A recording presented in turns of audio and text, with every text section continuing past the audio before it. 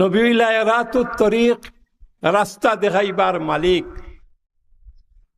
আর ঈসা লিলাল মতলুব হইলা আল্লাহ।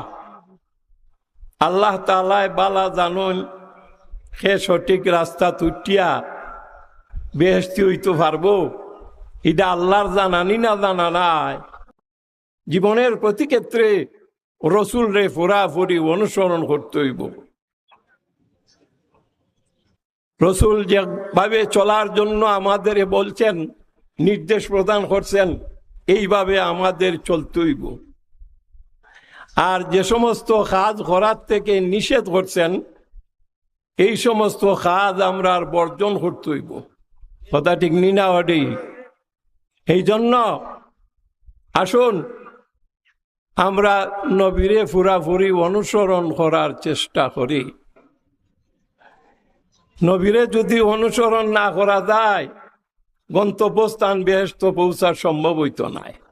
তে হুজুর সাল্লাল্লাহু আলাইহি ওয়াসাল্লাম রে খালি মহব্বত করলেই আপনি বেহেশত হইতে পারতেন নাই। আবু লাহেবের মহব্বত কম আছিল না, কিন্তু নবীর তরিকা অনুসরণ না করার কারণে, সিরাতুন নবী অনুসরণ না করার কারণে দুজখের আগুন থেকে বাঁচার সম্ভব হইছে না। লাকাদ কানা লাকুম ফি রাসূলিল্লাহি উসওয়াতুন হাসানাহ।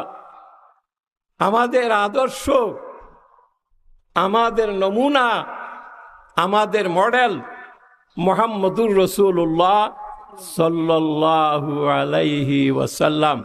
আমার নমুনা, আমার আদর্শ, আমার মডেল মুহাম্মদুর রাসূলুল্লাহ সাল্লাল্লাহু আলাইহি ওয়াসাল্লাম। জীবনের প্রতি ক্ষেত্রে রসুলরে যদি পুরাপুরি অনুসরণ করতাম পারে, তাহলে আমার জীবনে আসবে সুখ, আসবে শান্তি।